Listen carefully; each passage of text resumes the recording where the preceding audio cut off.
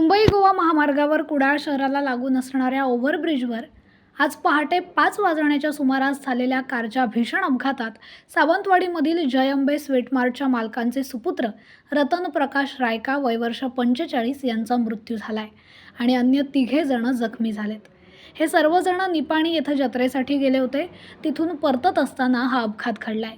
जखमींना अधिक उपचारासाठी गोवा बांबुळी येथे हलवण्यात आले। अपघातात मृत्युमुखी पडलेला रतन हा इंजिनियर होता।